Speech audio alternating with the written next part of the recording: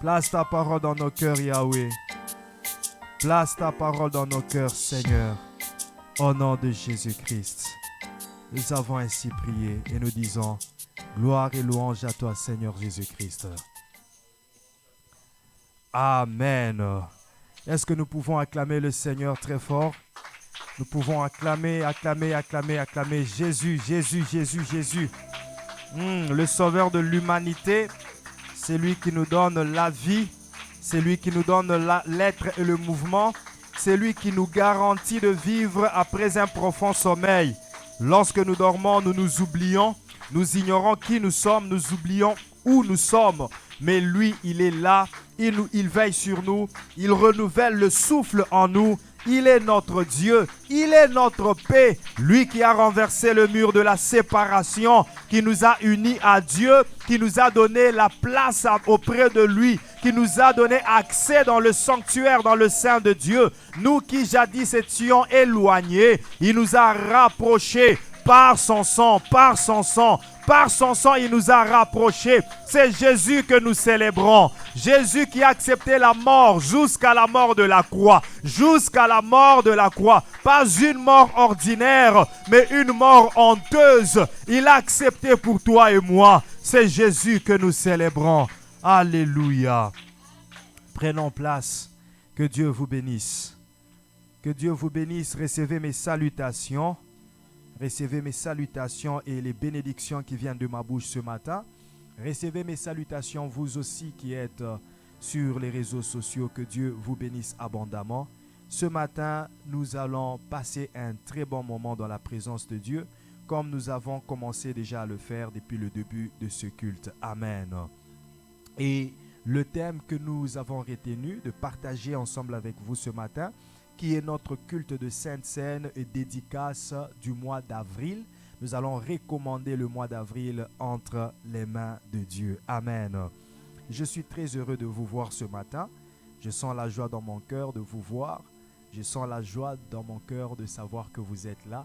Et je pense que nous tous nous sommes joyeux. Il est doux et agréable pour les frères de demeurer ensemble. Il est doux que nous soyons ici et Dieu va répandre ses bénédictions au milieu de nous. Le prix de mon bonheur. Le prix de mon bonheur. C'est ça le thème de mon message ce matin. Le prix de mon bonheur. Je vais vous demander de faire encore un exercice ce matin. Vous étiez déjà debout. Je vais vous demander de vous lever encore. Mais cette fois-ci avec vos Bibles à main. Nous allons tous nous tenir debout avec nos Bibles à main. Et nous allons lire un très long texte. Bon, ce n'est pas aussi long que j'exagère, mais il est quand même long. C'est 36 versets que nous allons lire ensemble. Genèse chapitre 37, versets 1 à 36. Genèse chapitre 37, versets 1 à 36. Nous allons le lire à l'unisson et à l'unanimité. Genèse 37, versets 1 à 36, à l'unisson et à l'unanimité, disais-je. Est-ce que nous pouvons lire 1, 2, 3, go. Jacob demeura dans le pays de Canaan où avait séjourné son père. Voici la postérité de Jacob. Joseph, âgé de 17 ans, faisait paître le troupeau avec ses frères. Cet enfant était auprès des fils de Bila et des fils de Zilpa, femme de son père. Et Joseph rapportait à leur père leurs mauvais propos. Israël aimait Joseph plus que tous ses autres fils, parce qu'il l'avait eu dans sa vieillesse. Et il lui fit une tunique de plusieurs couleurs. Ses frères virent que leur père l'aimait plus que tous et le prirent en haine. Ils ne pouvaient lui parler avec amitié. Joseph eut un songe et il le raconta à ses frères, qui le haïrent encore davantage. Il leur dit: écoutez donc ce songe que j'ai eu. Nous étions à lier des gerbes au milieu des champs. Et voici ma gerbe se leva et se tint debout. Et vos gerbes l'entourèrent et se prosternèrent devant elle. Ses frères lui dirent, qu'est-ce que tu régneras sur nous? Est-ce que tu nous gouverneras? Et ils le haïrent encore davantage à cause de ses songes et à cause de ses paroles. Il eut encore un autre songe, et il le raconta à ses frères. Il dit, j'ai eu encore un songe, et voici le soleil, la lune et 11 étoiles se prosternaient devant moi. Il le raconta à son père et à ses frères. Son père le réprimanda et lui dit, que signifie ce songe que tu as eu? Faut-il que nous venions, moi, ta mère et tes frères, nous prosterner à terre devant toi? Ses frères eurent de l'envie contre lui, mais son père garda le souvenir de ces choses. Les frères de Joseph étant allés à Sichem pour faire paître le troupeau de leur père, Israël dit à Joseph, tes frères ne font-ils pas paître le troupeau à Sichem? Viens, je veux t'envoyer vers eux. Et il répondit, me voici. Israël lui dit, va, je te prie, et voici tes frères sont en bonne santé, et si le troupeau est en bon état. Et tu m'en rapporteras des nouvelles. Il envoya ainsi de la vallée d'Hébron, et Joseph alla à Sichem. Un homme le rencontra, comme il errait dans les champs. Il le questionna en disant, que cherches-tu? Joseph répondit, je cherche mes frères. Dis-moi, je te prie, où ils font paître le troupeau. Et l'homme dit, ils sont partis d'ici, car je les ai entendus dire, allons à Dothan. Joseph alla après ses frères, eux il les trouva à Dothan. Ils le virent de loin, eux, avant qu'il soit près d'eux, ils complotèrent de le faire mourir. Ils se dirent l'un à l'autre, voici le faiseur de songes qui arrive. Venez maintenant, tuons-le, jetons-le dans une des citernes. Nous dirons qu'une bête féroce l'a dévoré, et nous verrons ce que deviendront ces songes. Ruben entendit cela et il le délivra de leurs mains. Il dit, ne lui ôtons pas la vie. Ruben leur dit, ne répandez point le sang. Jetez-le dans cette citerne qui est au désert et ne mettez pas la main sur lui. Il avait dessein de le délivrer de leurs mains pour le faire retourner vers son père. Lorsque Joseph fut arrivé auprès de ses frères, ils le dépouillèrent de sa tunique, de la tunique de plusieurs couleurs qu'il avait sur lui. Ils le prirent et le jetèrent dans la citerne. Cette citerne était vide, il n'y avait point d'eau. Ils s'assirent ensuite pour manger. Ayant levé les yeux, ils virent une caravane d'Ismaélites venant de Galate. Leurs chameaux étaient chargés d'aromates, de baume et de myrrhe qu'ils transportaient en Égypte. Alors Judas dit à ses frères, que gagnerons-nous à tuer notre frère et à cacher son sang? Venez, vendons-le aux Ismaélites et ne mettons pas la main sur lui, car il est notre frère, notre chair. Et ses frères l'écoutèrent. Au passage des marchands madianites, ils tirèrent et firent remonter Joseph hors de la citerne. Et ils le vendirent pour 20 cycles d'argent aux Ismaélites, qui l'emmenèrent en Égypte. Ruben revint à la citerne, et voici, Joseph n'était plus dans la citerne. Il déchira ses vêtements, retourna vers ses frères et dit, l'enfant n'y est plus, et moi, où irai-je? Ils prirent alors la tunique de Joseph, et ayant tué un bouc, ils plongèrent la tunique dans le sang. Ils envoyèrent à leur père la tunique de plusieurs couleurs, en lui faisant dire, voici ce que nous avons trouvé. Reconnais si c'est la tunique de ton fils ou non. Jacob l'a reconnu et dit, c'est la tunique de mon fils. Une bête féroce l'a dévoré. Joseph a été mis en pièces. Et il déchira ses vêtements. Il mit un sac sur ses reins et il porta longtemps le deuil de son fils. Tous ses fils et toutes ses filles vinrent le consoler, mais il ne voulut recevoir aucune consolation. Il disait, c'est en pleurant que je descendrai vers mon fils au séjour des morts. Et il pleurait son fils.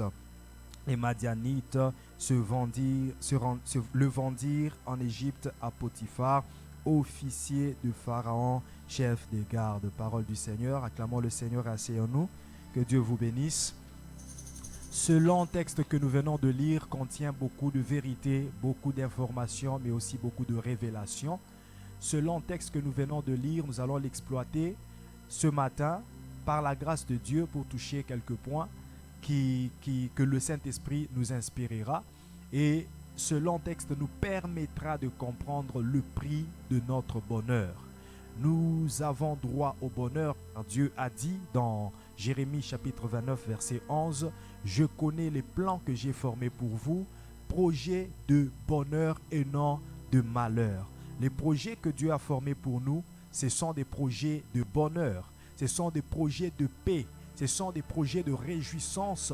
Dieu ne veut pas nous voir en train de pleurer, Dieu ne veut pas nous voir déçus, en train de nous lamenter, en train d'errer ça et là, manquant, ayant perdu tout ce que nous avions, tout ce que nous avons reçu de lui. Mais Dieu veut nous voir heureux, comblés de bien, comblés de bonheur, comblés de la vie et de la vie éternelle. C'est ça le plan de Dieu. Il dit, le voleur ne vient que pour arracher, pour dérober, pour détruire. Mais moi, je viens afin que mes brebis aient la vie et qu'elles soient dans l'abondance. Dieu veut que tu sois dans l'abondance. Je croyais que quelqu'un allait me soutenir pour dire Amen. Je disais que Dieu veut que tu sois dans l'abondance. Et voilà pourquoi il dit, je souhaite que tu prospères à tous égards. Je souhaite que tu prospères dans tous les domaines. Dieu ne veut pas seulement que tu prospères spirituellement, mais il veut aussi que tu prospères financièrement. Ayant prospéré spirituellement, il veut te voir aussi prospérer financièrement. Ayant prospéré spirituellement, il veut te voir aussi prospérer sanitairement. Ayant prospéré spirituellement, il veut te voir aussi prospérer matériellement. Ayant prospéré spirituellement, il veut que ton intelligence aussi prospère. Ayant prospéré spirituellement, il veut que ta carrière professionnelle aussi prospère. C'est à tous égards la prospérité. Mais pendant que Dieu est en train de dresser des plans de bonheur et de paix pour toi, il y en a qui dressent des plans de malheur contre toi. Il y a des gens qui sont prêts à payer n'importe quel prix pour te voir échouer. Il y a des gens qui peuvent payer n'importe quel prix pour te voir mourir. Il y a des gens qui sont prêts à tout faire pour seulement voir la honte dans ta vie. Que tu sois heureux, ils ont la démangeaison. Ils se grattent le corps. Ils ne sont pas à l'aise. Mais que tu sois dans le malheur, leur cœur se réjouit. Il y a des gens qui se disent, lui doit mourir, lui doit échouer, lui doit divorcer, lui doit perdre tout ce qu'il a. Lorsque tu leur apportes un problème, un souci, ils donnent l'apparence de compatir avec toi, mais lorsque tu tournes le dos, ils se moquent de toi. Lorsque tu tournes le dos, ils disent, nous voulons vraiment que ceci lui arrive. Et nous sommes dans cette situation où les frères d'un même père sont en train de se présenter des rancunes, sont en train de présenter une haine. Une haine, je vous dirai pourquoi la haine. Ce n'est pas seulement parce que Jacob aimait plus Joseph. Ce n'est pas seulement parce qu'il lui avait donné une tunique. On nous présente Joseph comme un enfant qui a grandi. Il est issu de Rachel. Il est issu de Rachel et Joseph a grandi plus avec les enfants de Zilpa et de Bila, qui étaient des servantes.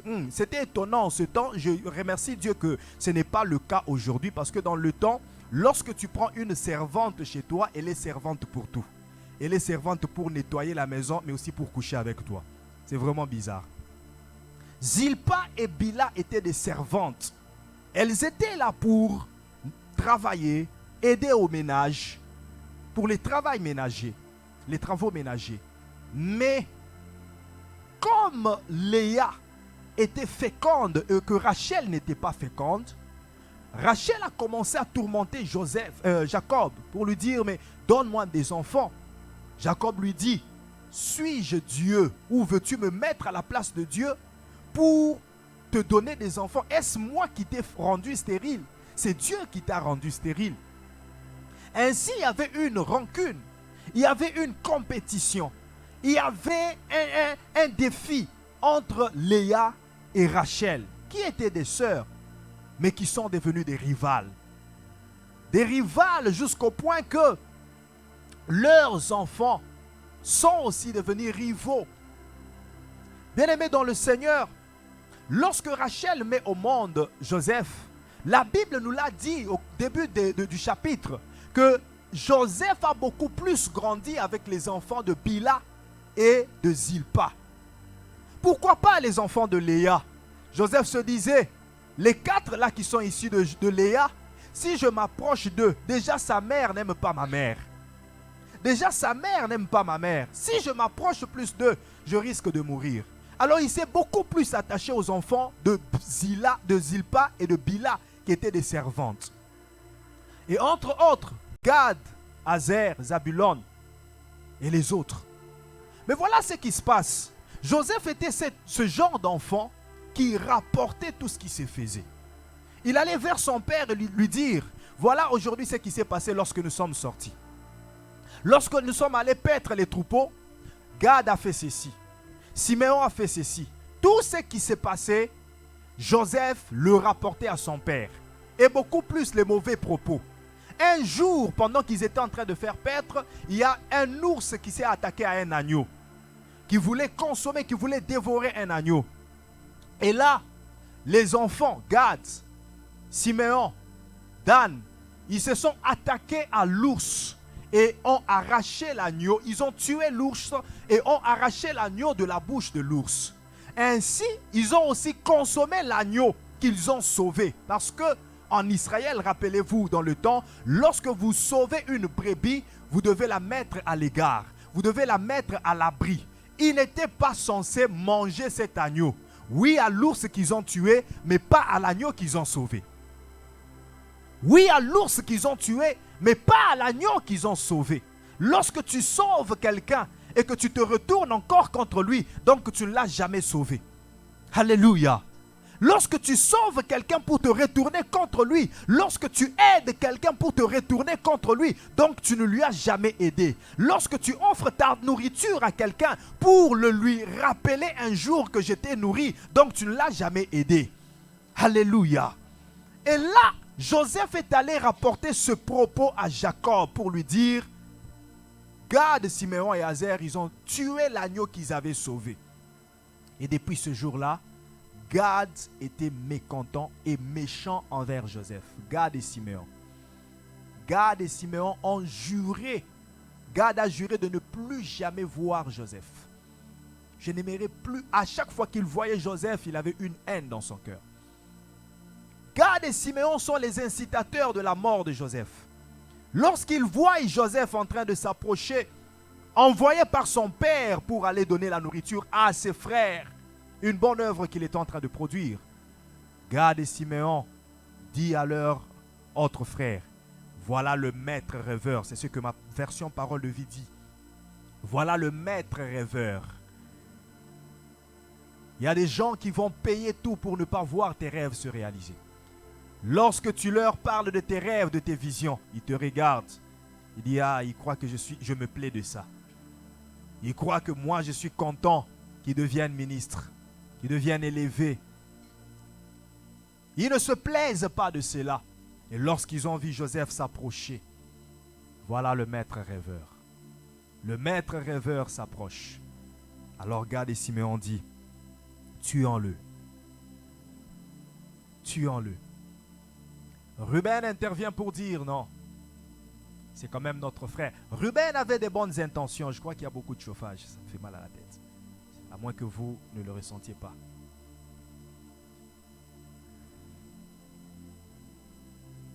Ruben avait l'intention de sauver Joseph et là, il propose qu'on mette Joseph dans la citerne. Pourquoi? Parce que, écoutez-moi très bien, Ruben n'a pas adhéré à l'idée de tuer Joseph. L'idée qui venait de Gad et Siméon, il n'a pas adhéré à cette idée.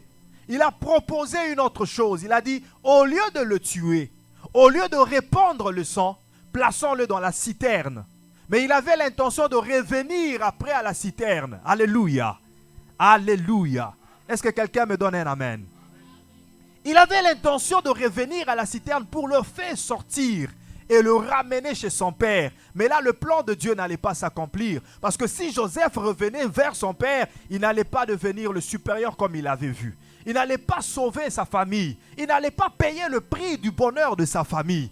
Ainsi, Joseph ne devait pas retourner chez son père. Il devait rester dans cette citerne. Mais il ne devait pas aussi être tué selon le plan de Gad de Siméon.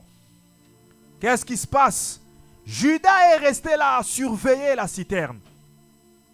Il a fait 2 nuits et 2 jours dans la citerne et Judas était en train de surveiller la citerne pour que Gad et Siméon, qui s'enflammaient de haine contre Joseph, ne tuent pas Joseph. Ils étaient là en train d'attendre une simple occasion pour tuer Joseph. Et Judas était en train de surveiller. Et à son tour de se reposer, il dit à Zabulon de surveiller la citerne. Zabulon surveille la citerne et lorsque Judas lève les yeux, il voit une caravane des Ismaélites qui passaient et allaient vers l'Égypte. Et il propose, il dit, oh voilà les Ismaélites, les Madianites. Et si nous le vendions? Si nous le vendions? Et si nous vendions notre frère? Et à quel prix vendrais-tu ton frère? À quel prix vendrais-tu ta sœur? À quel prix serais-tu prêt? Quel montant d'argent? Quelle somme? Quel prix serais-tu prêt à accepter pour voir la souffrance dans la vie de ton frère? Pour voir la souffrance dans la vie de ton prochain? Judas était prêt à le faire. Et ce n'est pas comme un hasard que Judas ait vendu son frère Joseph et que Judas ait vendu Jésus le Maître. Alléluia. Alléluia. Est-ce que vous comprenez le lien? Judas vend son frère ensemble avec Gad. Gad et Judas font le marché. Ils demandent 30 pièces d'argent.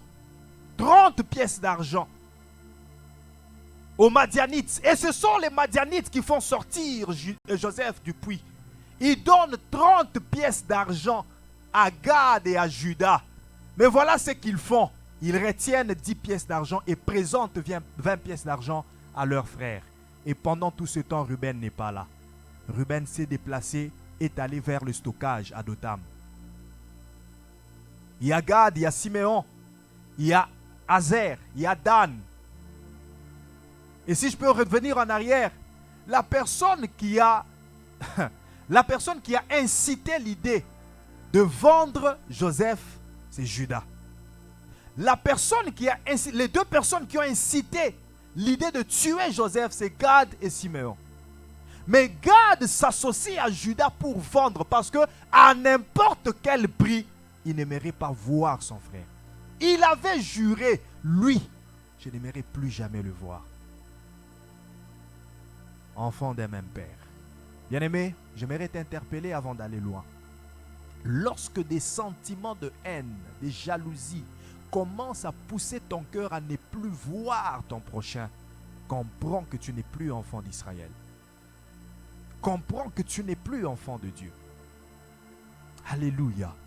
Il y a des gens qui jurent, qui se disent, lui, pour ce qu'il m'a fait, je ne lui parlerai jamais.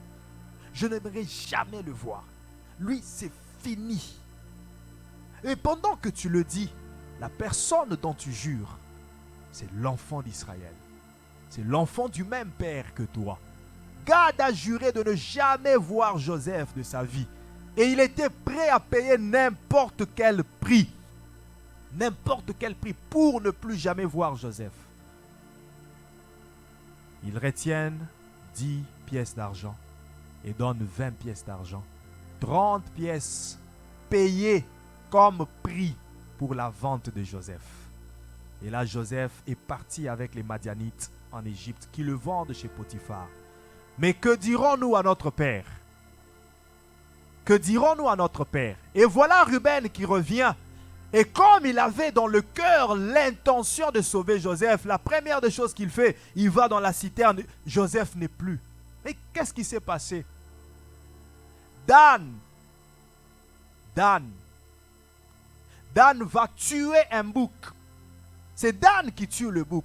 Bien aimé dans le Seigneur, les noms que Jacob ou que Léa, Rachel et Jacob avaient donnés aux enfants étaient significatifs. C'était des noms vraiment surnaturels et prophétiques. Mais regardez ce qui se passe dans la vie de ces enfants. Gad qui veut dire le bonheur est venu. C'est ce que Gad veut dire. Dan qui veut dire c'est lui qui juge. Le juge. C'est lui qui gouverne. C'est ce que veut dire Dan. Judas qui veut dire louange, célébration, renommée. Judas veut dire la renommée. L'Éternel te fera connaître. C'est ce que Judas veut dire. Tu seras célèbre. C'est ce que Judas veut dire. Mais vous vous rendrez compte, si vous êtes attentif avec moi, que l'esprit ou la vie que portaient les noms de ces enfants a été transféré en une seule personne. J'aimerais vous dire aujourd'hui que Dieu acceptera de transférer les grâces qui sont en vous si vous n'êtes pas prêt à payer le prix pour le bonheur de votre famille. Dieu prendra les grâces qui sont en vous tous et les placera en un seul enfant qui est capable de payer le prix pour la famille. Voilà pourquoi vous verrez les grands frères qui ne font rien parce que la grâce a été transférée dans un petit frère qui est capable de payer le prix pour sa famille. Gédéon a vu une grâce le localiser parce que ses grands frères ne faisaient rien. Mais lui était là à écraser le blé pour sa famille. Lorsque tu es prêt pour le bonheur de ta famille, maman, lorsque tu es prêt pour le bonheur de ton couple, papa, lorsque tu es prêt à tout faire pour le bonheur de ton couple, Dieu mettra une grâce exceptionnelle en toi pour que ce bonheur se réalise, pour que ce bonheur s'accomplisse. Judas, quoi que tu as été destiné à être célèbre. Dan, quoi que tu as été destiné à gouverner. Gad, quoi que tu as été appelé à mener le bonheur. Mais ce n'est pas par vous que le bonheur viendra. Le bonheur viendra par celui que vous avez négligé, qui est venu en dernière minute. Et en ce moment, Léa était en train de mener Rachel 4-1. Parce qu'il avait déjà mis 4. Il a mis Ruben au monde, Siméon au monde, Lévi au monde et Judas au monde. Et pendant ce temps, Rachel était toujours stérile. Et c'est là que Léa se sent incapable de concevoir et commence à envoyer sa servante Zilpa, qui elle aussi commence à enfanter. Et puis l'Éternel se souvient de Rachel et lui donne Joseph. Mais à cause du cœur de Joseph, l'attitude du cœur de Joseph, la bonté du cœur de Joseph. Joseph était rapporteur mais n'était pas accusateur. Joseph rapportait tout ce qui se faisait chez son père. Vous savez la différence entre un rapporteur et un accusateur, c'est que le rapporteur fera seulement le rapport sans attendre une punition, une sentence quelconque. Mais les accusateurs, lorsqu'ils accusent, ils attendent aussi de voir la punition que tu vas infliger à la personne qu'ils ont accusée. Pasteur, tu ne vois pas que la soeur qui modère là, elle s'habille mal. Ouais, tu l'as dit. Si c'est un rapport, laisse-moi traiter ça. Mais si c'est une accusation, tu reviendras pour me dire, pasteur, mais pourquoi tu n'as pas suspendu cette... Pourquoi tu veux que je la suspende? Pasteur, les chantres qui chantent à la chorale, voilà comment ils se comportent. Il faut les suspendre. Lorsque tu commences à demander la suspension à la place de la personne qui doit suspendre, pose-toi la question, est-ce que tu es en train de rapporter ou d'accuser? Parce que le rôle d'accuser, c'est le rôle du diable. C'est lui qui est l'accusateur des saints auprès de Dieu. Il les accuse. Il ne fait pas rapport, mais il accuse. Il est prêt à tout payer pour te voir en train de pleurer. Même lorsque les gens seront en train de parler en bien de toi, les accusateurs, les gens qui veulent ton malheur, ils ne feront que de parler de mal. Vous vous rendez compte que Dieu rencontre le diable Il lui pose la question, est-ce que tu as vu mon serviteur Job? Est-ce que tu as vu mon serviteur Job? Et Dieu donne le témoignage de Job pour lui dire, c'est un homme intègre et juste. Et voilà la réaction de Satan. Satan dit, intègre et juste. Il doute déjà de ce que Dieu dit. Il y a des gens qui douteront toujours de tes bonnes qualités. Il y a des gens qui ne parleront pas de tes qualités, mais qui feront toujours monter tes faiblesses. Ils ne parleront jamais de tes vertus, mais ils feront toujours voir, rendront toujours visibles tes défauts. Il est capable de prendre le téléphone et parler pendant 2 heures du temps, seulement pour faire voir tes défauts. Lorsqu'on lui dit, celui-là, il n'a pas de problème avec quelqu'un, il dit, pourquoi? Lui, il n'a pas de problème avec quelqu'un. C'est seulement parce que vous ne l'avez pas approché. Attendez, je vais m'approcher de lui et vous verrez qu'il a des problèmes avec quelqu'un. Donc il viendra seulement dans le but de te faire avoir des problèmes pour qu'il salisse ta réputation, qu'il salisse ton image. Et le diable dit à Dieu, il te craint parce que tu l'as béni. Si tu lui ravis tout ce qu'il a, il ne te craindra plus. Accusateur. Alléluia. Alléluia. Alléluia. Dan, qui était chef et gouverneur, par l'esprit du nom qu'il portait, il tue un bouc. Et ils prennent le sang, comme ils avaient déshabillé Joseph. Ils prennent le sang du bouc, le mélangent avec la tunique splendide, comme ma version français courant l'appelle. La tunique splendide, la tunique multicolore. Ils prennent cette tunique et ils chargent Zabulon d'aller vers Jacob. C'est Zabulon qui rapporte à Jacob. Est-ce que tu reconnais cette tunique? Jacob regarde et dit oui, c'est la tunique de Joseph. Oui, Joseph a été mis en pièces par un animal féroce. Et la Bible dit, Jacob a pleuré comme un enfant. Il était inconsolable. Pour lui, Joseph était mort et c'est fini. C'est l'enfant qu'il aimait plus. Mais pourquoi Joseph est mort? Mais pourquoi Joseph est vendu? C'est à cause des rêves qu'il a fait. Seulement les rêves qu'il a fait. Toi qui négliges les rêves. Je disais à quelqu'un dernièrement, c'est un jeune homme que Dieu a béni. C'est un jeune homme qui me porte vraiment à cœur.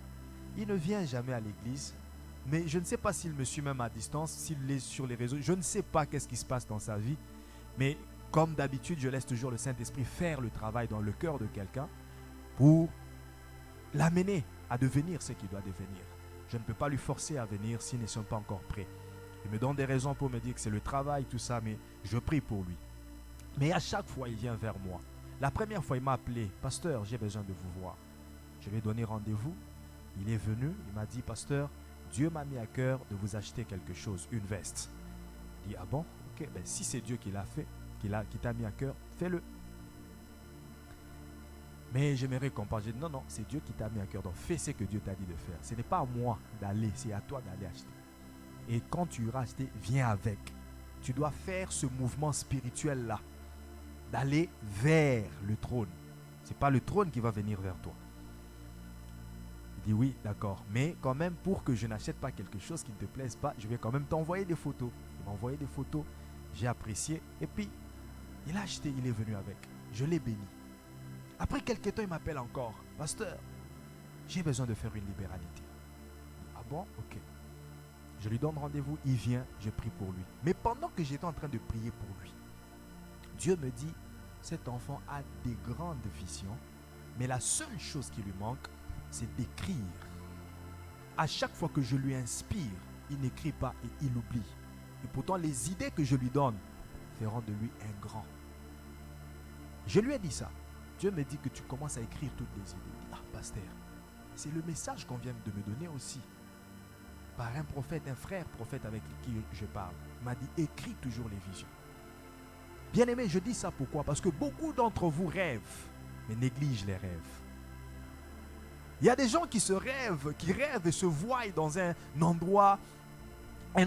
Oh voilà, je donne cet exemple. Il y a un de mes amis, quand j'étais encore à l'université, à ULK, il est aujourd'hui à Montréal, le mari de Sarah. Ouais. Il est aujourd'hui à Montréal. Un jour, il m'a dit ceci. J'étais déjà berger, je conduisais déjà la cellule, mais j'étais aussi chef de promotion à l'université. Il m'a dit, CP, j'ai rêvé de toi aujourd'hui et je t'ai vu en train de prêcher, mais tu étais vraiment élevé en dignité, assis sur une très grande chaise, avec des gens autour de toi. Je ne sais pas comment expliquer, mais je t'ai vu dans la gloire. Ah, je vous dis, en ce temps-là, l'odeur de la gloire n'était pas dans ma vie. Même la petite odeur de la gloire, elle n'était pas. Je vous épargne des détails. Je vous épargne des détails. Mais le petit détail que je peux vous donner, c'est que, comme un bon technicien, c'est qui m'a permis d'étudier. Parce que je vous ai quand même raconté cette histoire-là que je ne m'entendais pas avec mon père parce que j'avais fait beaucoup de dégâts. Et finalement, il avait décidé de ne pas payer les frais pour moi. Parce qu'il savait que j'allais encore consommer et manger les frais de scolarité sans étudier. Donc, vous savez comment ça se passe. Mais je m'étais engagé cette fois-là de revenir aux études. Mais qui va payer? J'ai dit, Dieu va payer pour moi. Dieu va payer pour moi. J'ai commencé à aller à l'université à pied.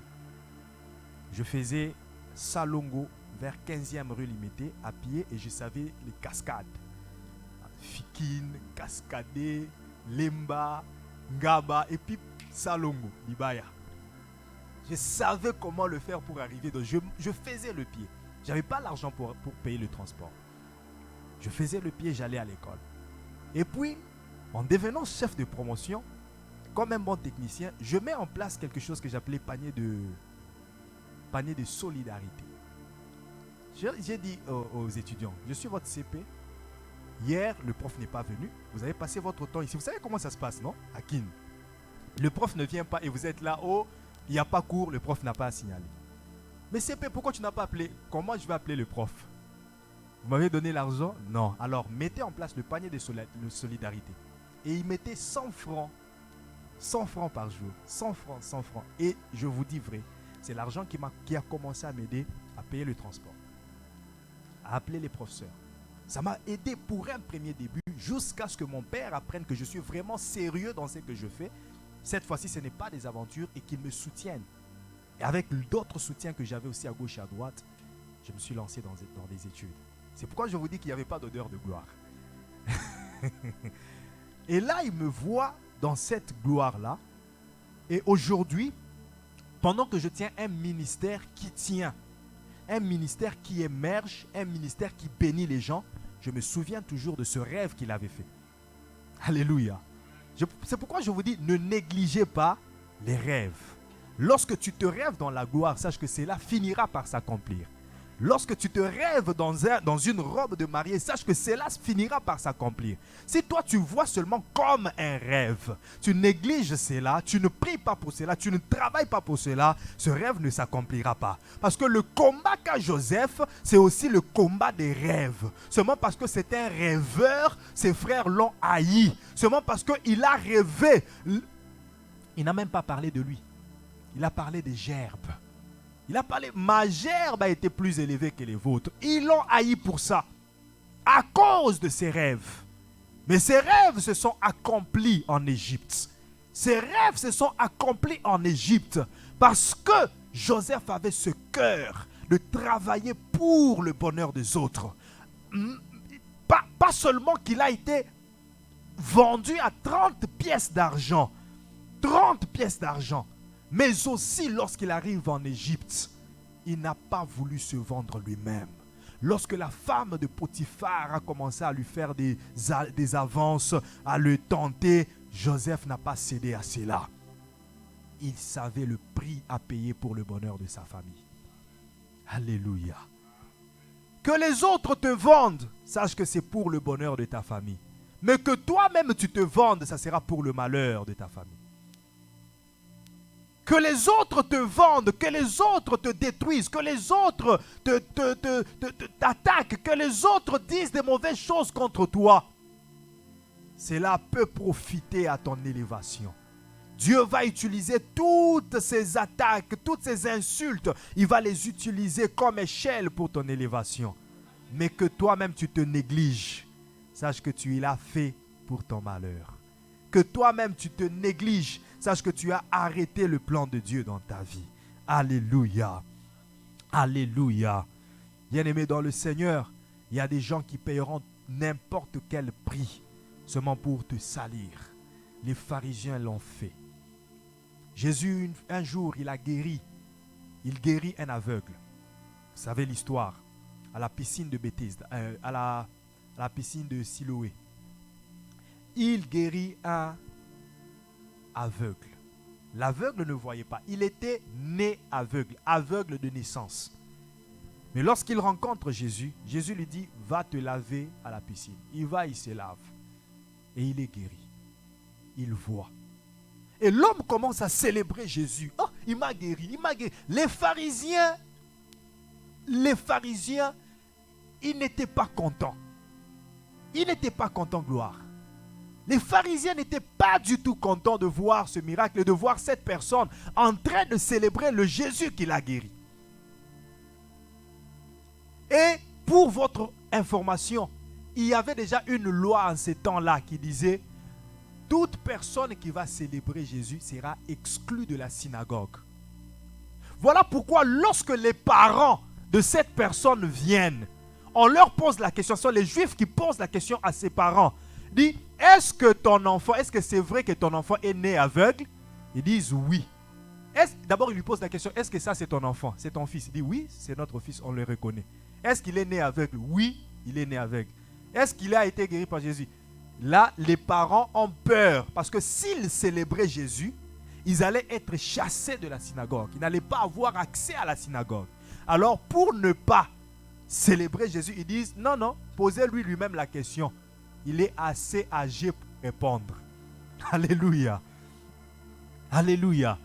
Azamukolo, il est âgé, qu'il parle de lui-même. Et là, les pharisiens s'approchent pour la deuxième fois. Mais avec l'intention de trafiquer le miracle que Jésus avait fait. Avec l'intention de changer la version des faits. Ils posent la question à l'homme. Ils lui disent, allons-y lire ça. Jean verset 9, verset 18. Jean chapitre 9, verset 18 à 24.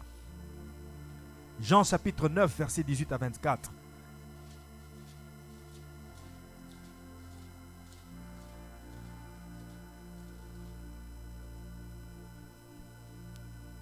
Les Juifs ne crurent point qu'il avait été aveugle. Hein? Ils voient quelqu'un, seulement par le fait qu'il voit déjà, alors ils ne croient pas qu'il était aveugle. Il y a certaines personnes qui douteront des miracles parce qu'ils ne t'avaient pas vu souffrir. Il y a des gens qui douteront de ta guérison parce qu'ils ne t'avaient pas vu malade. Quand tu leur diras, Jésus m'a guéri, dit, on ne croit pas. Mais s'ils t'avaient vu avec ce cancer, si tu avais vu avec ces fibromes, ces myomes, si tu avais vu avec ce diabète, si tu avais vu avec ces rhumatismes qui t'ont rongé, ils n'allaient pas douter de ton miracle. Ils t'ont vu après le miracle. Voilà pourquoi ils doutent. Ils doutaient du miracle de cet homme parce qu'ils ne savaient pas l'ancienne vie de cet homme. Ils ont douté qu'il a été aveugle de naissance et qu'il avait pu voir jusqu'à ce qu'ils aient fait venir ses parents. Et ils les interrogèrent disant, est-ce là votre fils que vous dites être né aveugle? Comment donc voit-il maintenant? Ses parents répondirent, nous savons que c'est notre fils et qu'il est né aveugle. Mais comment il voit maintenant? Ou qu'il a ouvert les yeux? C'est ce que nous ne savons. Interrogez-lui lui-même. Il a de l'âge. Il parlera de ce qui le concerne. Ses parents dirent cela parce qu'ils craignaient les Juifs. Car les Juifs avaient déjà convenu que si quelqu'un reconnaissait Jésus pour le Christ, il serait exclu de la synagogue. C'est pourquoi ses parents dirent, il a de l'âge, interrogez-le lui-même. Les pharisiens appelèrent une seconde fois l'homme qui avait été aveugle et ils lui dirent, donne gloire à Dieu. Écoutez comment il commence. Donne gloire à Dieu, messieurs. Vraiment, soyons sérieux. Soyons sérieux. Laisse d'abord ces aventures-là. Laisse d'abord les sentiments de Jésus. Soyons sérieux. Dis-nous la vérité. Est-ce que tu as été aveugle? C'est ça, c'est ce qui se passe. C'est-à-dire, ils vont négocier avec l'homme pour dire, s'il te plaît, dis-nous la vérité. Est-ce que tu as été né aveugle? Mets de côté les aventures et les gloires de Jésus. Mets de côté. Sois sérieux. Comme s'il n'était pas sérieux. La personne était étonnée. Mais je suis sérieux. Je vous dis que j'ai été né aveugle. C'est aujourd'hui que je vois. Je n'ai jamais vu la couleur bleue. Bon, allons-y au test. Posez-moi la question. Ça, c'est quelle couleur? C'est quelle couleur? Jaune. Non, ça c'est bleu. Tu fais exprès. Non, je n'ai jamais vu de couleur dans ma vie. Je n'ai jamais vu de couleur. Ils lui disent, donne gloire à Dieu. Comme s'il donnait gloire à Satan. Donne gloire à Dieu. Nous savons que cet homme est un pécheur. Les Juifs sont en train de dire que Jésus est un pécheur. Ils lui disent, donne gloire à Dieu. Donc si tu dis que tu as été guéri par cet homme, tu es en train de célébrer le péché. C'est ce qu'ils sont en train de faire. Ils veulent trafiquer ce miracle. Ils veulent changer la version des faits pour lui dire, pour conscientiser cet homme-là et lui dire, si tu dis que c'est cet homme qui t'a guéri, tu es en train de célébrer le péché parce que cet homme est un pécheur. Il y a des gens qui t'interdiront, qui t'empêcheront de donner gloire à Dieu pour ce qu'il a fait dans ta vie. Le diable viendra avec des idées pour te dire, est-ce que c'est vraiment Dieu qui te l'a donné? Non, tu as étudié, tu as de l'intelligence, tu as la compétence, voilà pourquoi tu as ce travail, ce n'est pas Dieu. Si ce n'était pas Dieu, tu serais en train de chercher du travail comme les autres. Ce n'est pas parce que nous sommes au Canada que tout le monde a le travail. Il y a des gens qui sont venus avant. J'ai rencontré quelqu'un qui est venu avant moi, qui me dit qu'il a fait 10 ans ici, mais qui n'a pas un bon travail. Et j'ai loué Dieu. J'ai dit, ah, Seigneur, tu m'as fait une grâce. Que j'ai ce travail, que j'ai, c'est une grâce. Mais je vous dis aussi que c'est un long parcours. J'ai travaillé au Tim Hortons, moi. Un jour, maman Sandra vient là-bas. Elle se tient dans la ligne et dit, ah, mon pasteur, non, je ne supporte pas ça. Je dis, moi, je vais le faire. Je le fais. Pape, je n'aurai honte de rien. Je n'ai pas honte, c'est un travail.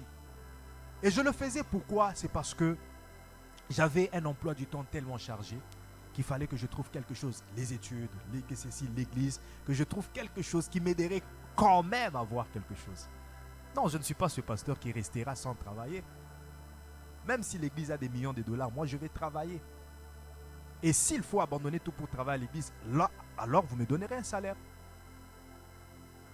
Ah oui. Si ce n'est pas le cas, je vais travailler. Et je servirai Dieu de cette façon-là. Parce que je ne peux pas dépendre des offrandes et des dîmes que vous donnez. Je dois dépendre d'un salaire que je mérite. Alléluia. Fermons la parenthèse. Alléluia. Alors je l'ai fait. J'ai travaillé au McDo, j'ai travaillé. Je le faisais parce que mon emploi du temps ne permettait pas. Mais lorsque j'ai fini les études, maintenant là, il ne me reste que 2 cours. Lorsque je finis encore là, waouh, je me consacrais à l'œuvre de Dieu comme jamais auparavant. Me consacrer aux choses essentielles comme jamais auparavant. J'ai compris que les études nous prennent aussi beaucoup de temps pour y TP aujourd'hui, devoir demain, tout ça. Waouh! Par la grâce de Dieu, on va finir. Alléluia. 10 ans, 20 ans, mais il n'a pas de travail. Parfois, c'est parce qu'ils ont refusé d'étudier. Lorsqu'ils sont venus, on leur a présenté la facilité. Cleaning, ça paye.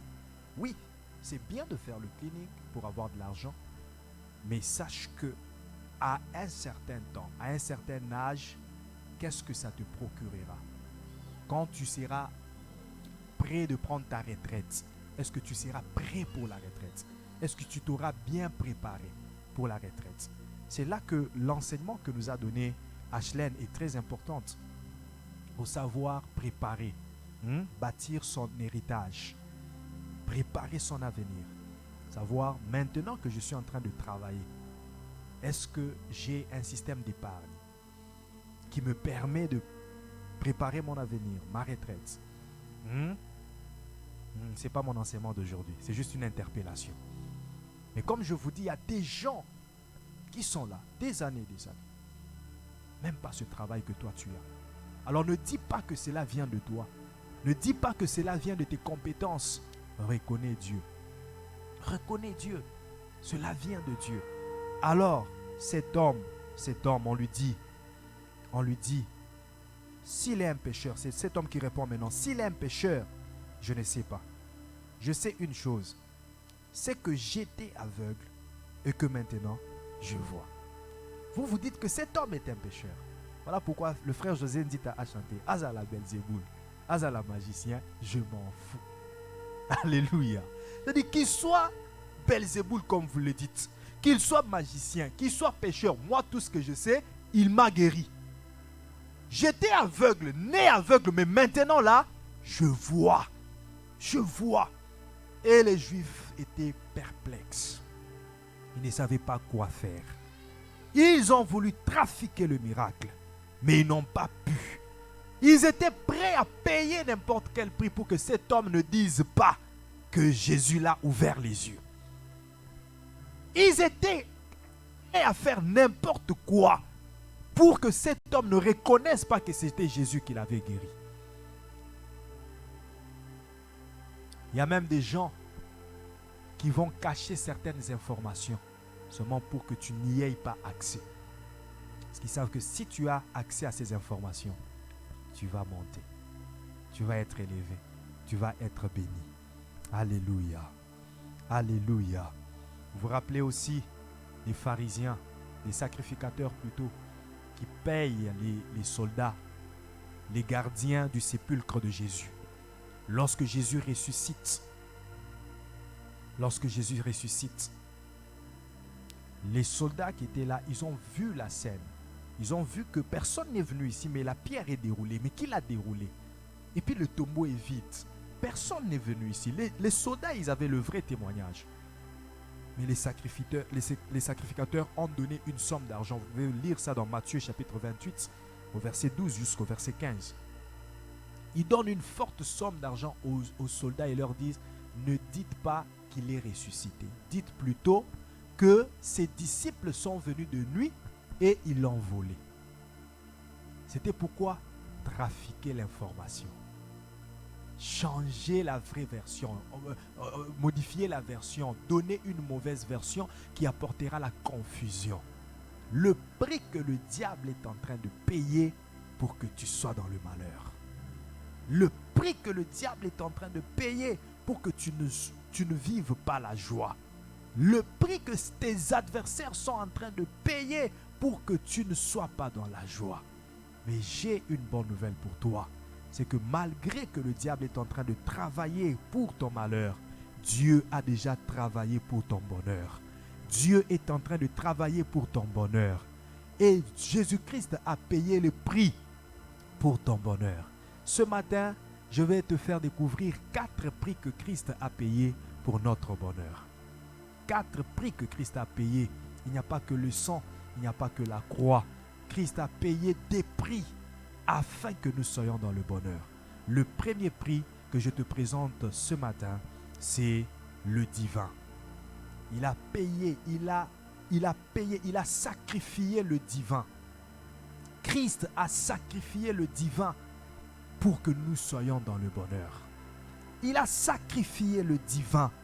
Lui qui était totalement spirituel, 100% Dieu, il a voulu devenir humain. Il a accepté de revêtir une chair humaine.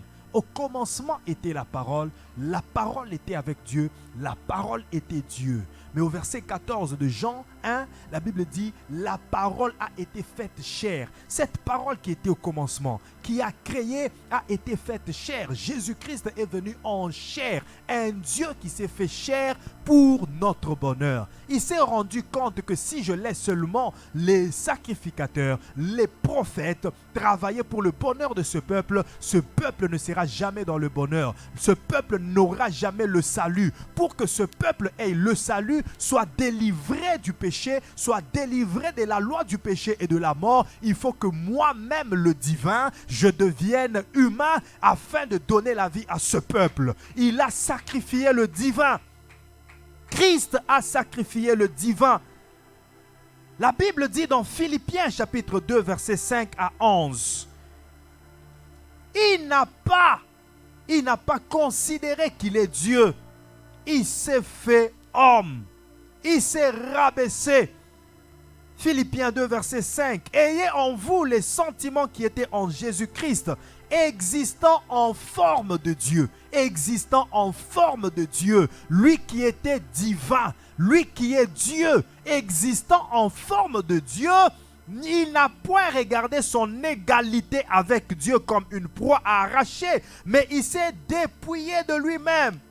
Il s'est dépouillé lui-même. Il a ôté le divin de lui. Il a revêtu l'humain. Il a ôté le 50% du divin. Et il a ajouté un 50% de l'humain. Voilà pourquoi il est né avec des chromosomes insuffisants. Chromosomes insuffisants. Pas comme tout humain. Il est né par la vertu de Dieu, pas par un accouplement comme les humains. Il est né d'une manière étrange. Le divin est devenu humain. Le prix qu'il paye afin que toi tu sois sauvé.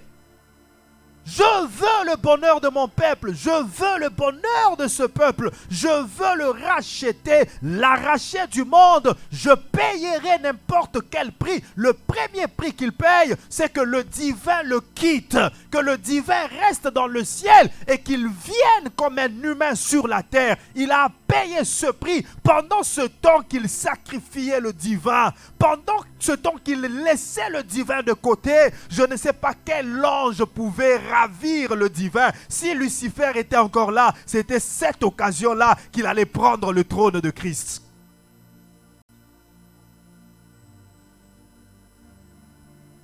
C'est comme Justin Trudeau, Premier ministre du Canada, mais qui va dans un pays d'Afrique. Il dit, comme ce pays est en train de souffrir, je laisse de côté la primature. Je vais maintenant dans ce pays et je vis comme tout homme normal. Il est frappé par tout le monde, il est emprisonné. Je donne un exemple dans mon pays, au Congo, emprisonné là-bas, mais pendant qu'il est Premier ministre au Canada. Pendant qu'il est Dieu, il vient sur la terre frappé par les humains, insulté par les humains, flagellé par les humains, mis en prison par les humains. Lui qui est Dieu, il a laissé le divin de côté. Il a sacrifié le divin. Il a revêtu la race humaine afin que moi et toi, nous soyons sauvés. Il a fallu d'abord qu'il devienne comme nous. Il a fallu d'abord qu'il porte nos faiblesses, qu'il sente ce que nous ressentons lorsque nous sommes faibles.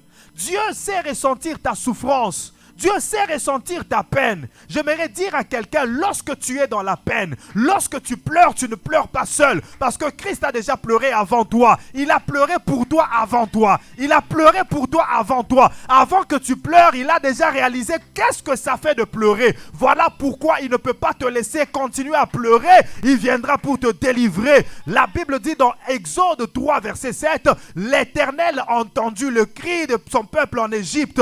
Il a entendu la souffrance. Il vit la souffrance que lui infligeaient les Égyptiens. Il a entendu le cri. À chaque fois que tu pleures, dis-toi, Christ a déjà pleuré pour cette situation. Il a pleuré avant moi. Tu pleures pour les finances, il a pleuré pour tes finances avant toi. Tu pleures pour ta maladie, il a pleuré pour ta maladie avant toi. Il sait ce que ça te fait que d'être malade. Il sait ce que ça te fait que d'être pauvre. Il sait ce que ça te fait que d'être dans cette situation. Et il ne t'abandonnera pas. Il ne t'abandonnera pas. Il a mis de côté le divin afin de ressentir la douleur de l'humain. Et c'est ainsi qu'il est capable de sauver l'humain. C'est ainsi qu'il est capable de comprendre l'humain. C'est ainsi qu'il a une indulgence et une miséricorde pour l'humain. Il ne veut pas que les gens aillent en enfer. Voilà pourquoi il est toujours large. Large que les années avancent, que le temps passe. Il est large, il attend que tout le monde parvienne au salut, que tout le monde l'accepte Jésus-Christ comme Seigneur et Sauveur. Il veut que tout le monde parvienne au salut. Il veut que l'évangile arrive même dans les terres les plus lointaines qu'on ne peut pas imaginer. C'est parce qu'il est large, indulgent, miséricordieux. Alléluia. C'est nous qui condamnons, mais lui ne condamne pas. Il compatit, il a pitié, il veut sauver. Il tend toujours la main, il tend toujours la main. Et lorsque tu lui présentes ta main, il te saisit, te rachète et te ramène dans son camp. Il ne veut pas que tu restes dans le péché, il veut te sauver. Je disais la fois passée que l'Église a sa place, a une place pour le pécheur. Le pécheur a une place dans l'Église. Nous devons laisser les pécheurs venir à l'Église. les gens qui fument, les gens qui boivent l'alcool, les gens qui sont dans n'importe quel péché, la fornication, l'impudicité, ils doivent venir à l'église, pas pour demeurer ce qu'ils sont, mais pour être transformés par la grâce de Dieu au moyen de la parole qui est prêchée. Pas les condamner, mais leur annoncer l'évangile.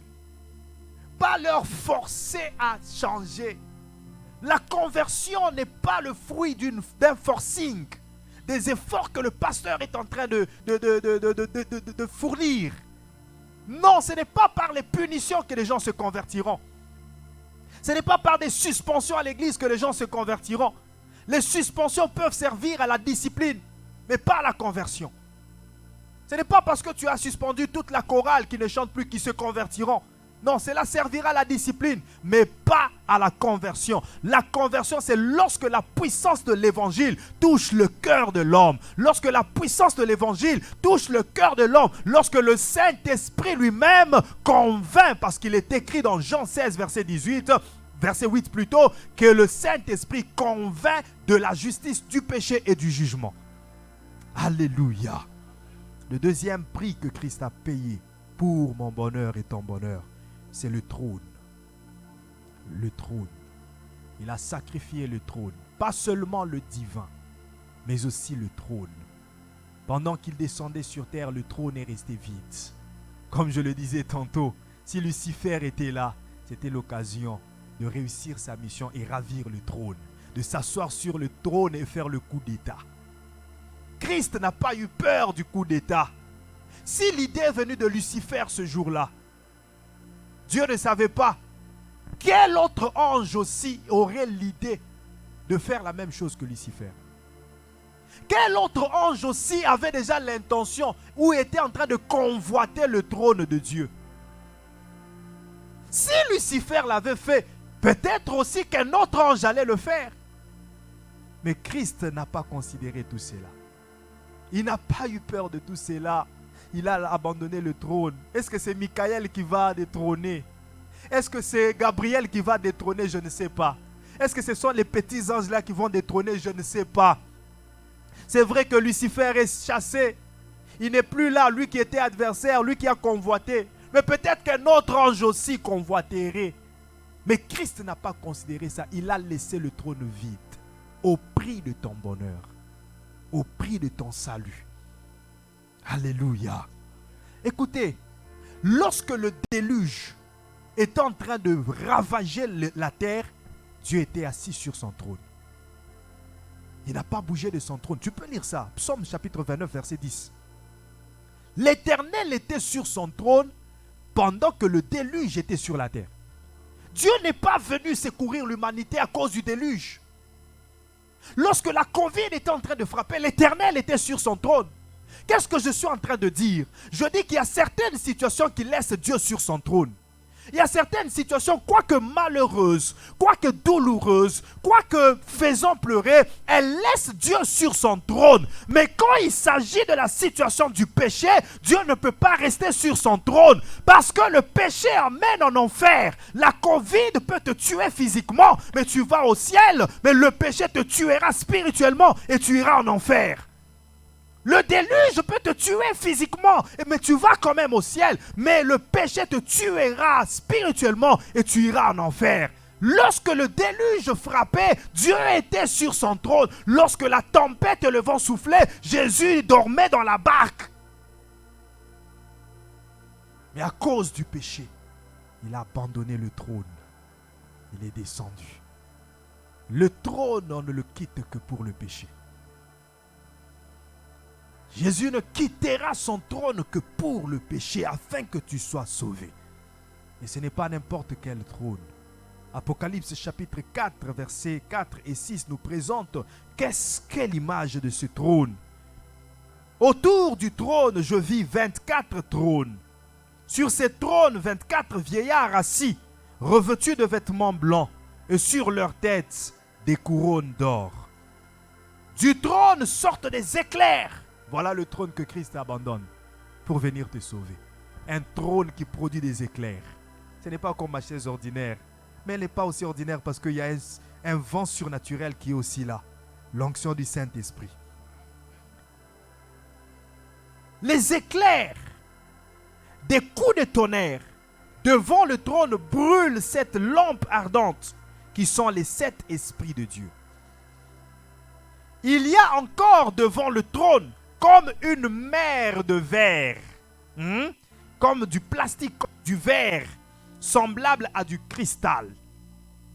Au milieu du trône et autour du trône, il y a 4 êtres vivants remplis Dieu devant et derrière.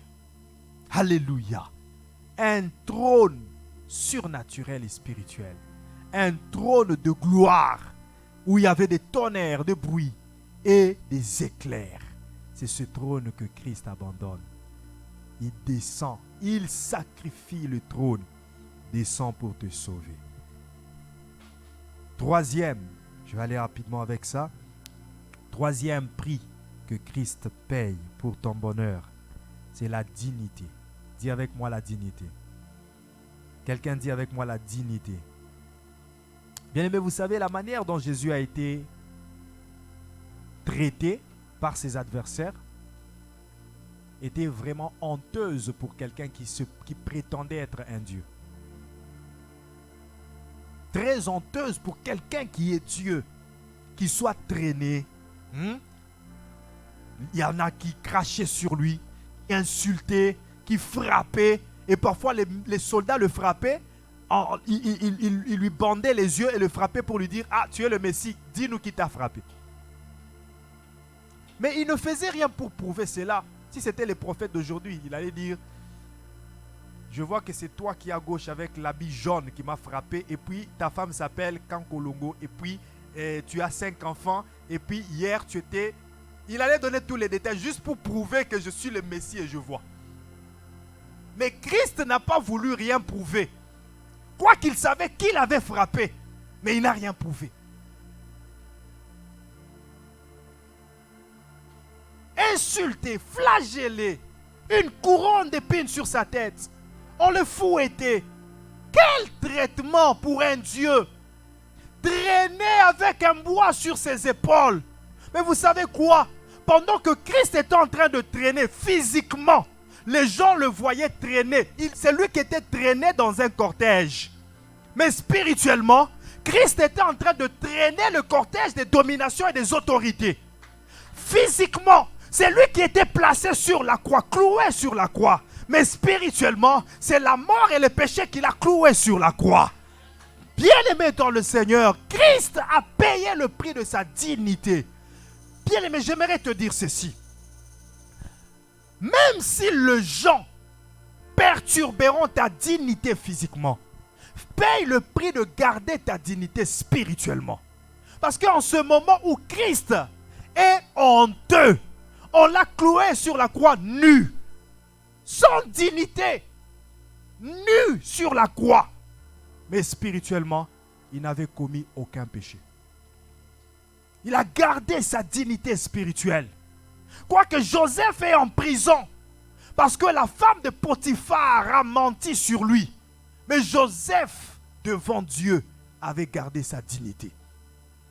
Que les gens disent que tu as couché avec un autre homme, que tu as couché avec une autre femme, que les gens disent que tu as fait des sextapes, que les gens disent que tu as fait ceci, mais que devant Dieu cela soit faux, parce que tu as gardé ta dignité spirituelle. Mais lorsque les gens le disent, et qu'on voit aussi des vidéos où il y a ta voix qui sort, et puis il y a un flou, et il y a une ombre, où on est confus, est-ce que c'est lui ou ce n'est pas lui? Là déjà, ça commence à prêter à confusion.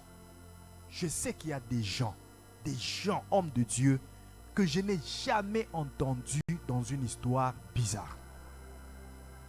Et s'il faut quand même parler des gens, parce qu'il faut parler aussi des gens qui font le bien, ce n'est pas que je vais parler de ceux qui font le mal, je prie pour eux, je compatis, mais je conseille aussi, afin que nous puissions changer.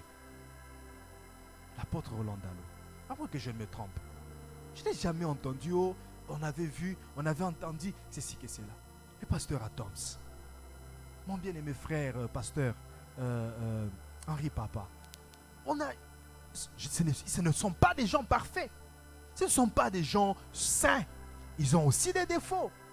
Ils ont aussi des faiblesses. Mais qu'est-ce qu'il fait? Qu'est-ce qui fait qu'il soit toujours dans des bonnes réputations, dans des bons témoignages, il y a quand même une discipline qu'on s'impose pour ne pas se retrouver dans le mal. Et lorsqu'on donne accès à tout le monde et à n'importe quoi pour une soi-disant gloire, c'est là qu'on tombe dans le péché, dans le piège, je voulais dire. C'est là qu'on tombe dans le piège. Lorsqu'on donne accès à n'importe qui à faire des selfies avec nous, on donne accès à n'importe qui à venir dans notre chambre ou à aller dans leur chambre, même s'il n'y a rien qui s'est passé, c'est là maintenant qu'on tombe dans un piège quelconque. Pendant qu'on le traînait, sa dignité était spoliée, mais devant Dieu, il avait gardé sa dignité. Dans le spirituel, il n'y avait aucun signe de son péché. Ce sont les gens qui l'accusaient, mais le ciel ne pouvait pas l'accuser. Bien-aimé, même si les gens t'accuseraient pour des péchés que tu n'as pas faits, sache que si tu ne les as réellement pas faits, Dieu te sauvera. Dieu te justifiera. À moins que tu les aies faits, demande pardon, abandonne cela. Mais si tu ne les as pas faits, Dieu te justifiera. Et moi, je te conseille de ne pas le faire. De ne pas donner accès à cela. Discipline-toi, paye le prix. C'est pour ton bonheur. Alléluia. Le quatrième et dernier prix dont nous parlons ce matin, que Christ a payé, c'est le sang. Il a payé le prix du sang. Ou autrement, la vie. Il a sacrifié la vie. Il a sacrifié le sang pour le rachat et la rémission de nos péchés. Il a fallu vraiment que le sang coule, mais pas de n'importe quelle manière. Il a fallu que le sang coule, mais pas de n'importe quelle manière, parce que le sang coulait aussi avant. Et ce sang qui coulait avant était prétendu sauver aussi l'humanité. Parce que le sacrificateur entrait une fois par an dans le lieu très saint pour présenter le sang sur le propitiatoire, afin que lorsque Dieu descendrait, il pardonne le péché et du sacrificateur et du peuple. Mais il a fallu qu'un autre sacrificateur qui n'avait jamais péché vienne. Pas pour ses péchés, mais pour nos péchés qu'il présente le sang. Mais quel sang? Pas le sang des boucs, pas le sang des chèvres, pas le sang des brebis comme les sacrificateurs de l'ancien temps. Mais cette fois-là, il fallait que ça soit son sang. Son propre sang. Le sang du sacrificateur. Et je vais t'amener très loin pour te dire, même son propre sang aussi, ce n'était pas de n'importe quelle manière que ce sang allait nous sauver. Parce que le jour où Christ est allé à Gethsémane, il a amené ses disciples. Pendant qu'ils sentaient déjà sa mort s'approchant, ils sont allés à la montagne des Oliviers. Il leur a annoncé, maintenant là, vous devez être prêts. Ne cédez pas à la tentation parce que ce qui va vous arriver sera très choquant. Et il avance avec eux dans le jardin de Génézareth. Il laisse les autres disciples. Il prend Pierre, Jean et Jacques. Il leur dit, veillez et priez afin de ne pas tomber en tentation. Il s'avance comme d'un jet de pierre. Un pas comme d'un jet de pierre. Il s'avance et commence à prier. Et en priant, il a agonisé. Et quand il a agonisé, la sueur s'est transformée en sang. Le sang est tombé. Et il a prié, il a dit ceci à Dieu. Si c'est possible, éloigne de moi cette coupe. Mais toutefois, que ce ne soit pas ma volonté, mais ta volonté. Il n'a pas suffi au sang à la sueur qui s'est transformée en sang de nous sauver. Ce n'était pas ce sang-là. Ce n'était pas le sang de la sueur de Jésus qui allait sauver. C'était le sang qui coulerait sur la croix. Que la côte de Jésus soit transpercée, fasse sortir l'eau et le sang, la naissance de l'église spirituelle. Et c'est ce sang sur la croix qui allait nous sauver. Il a payé le prix du sang. En agonisant, le sang est tombé, la sueur est tombée comme du sang. Et ce n'est pas ce sang-là qui a suffi pour nous sauver. Le sang sur la croix seulement pouvait nous sauver. Le sang sur la croix seulement pouvait nous donner accès au bonheur et au salut. 1 Pierre chapitre 1 verset 18 et 19. 1 Pierre 1 verset 18 et 19. Vous savez que ce n'est pas par des choses périssables, par de l'argent ou de l'or, que vous avez été rachetés de la vaine manière de vivre que vous aviez hérité de vos pères, mais par le sang précieux de Christ, comme d'un agneau sans défaut et sans tache. Le salut devait venir, mais par le sang de l'agneau. La rédemption, ça veut dire le rachat. Et la rémission, ça veut dire le pardon, comme si on n'avait jamais péché. Ces deux choses n'étaient possibles que par le sang qui coule sur la croix. Sans l'effusion du sang, il n'y a pas pardon de péché. Alléluia. Tenons-nous debout, nous allons prier. Sans l'effusion du sang, sans que le sang se répande, il n'allait pas avoir le pardon de nos péchés. Tiens-toi debout.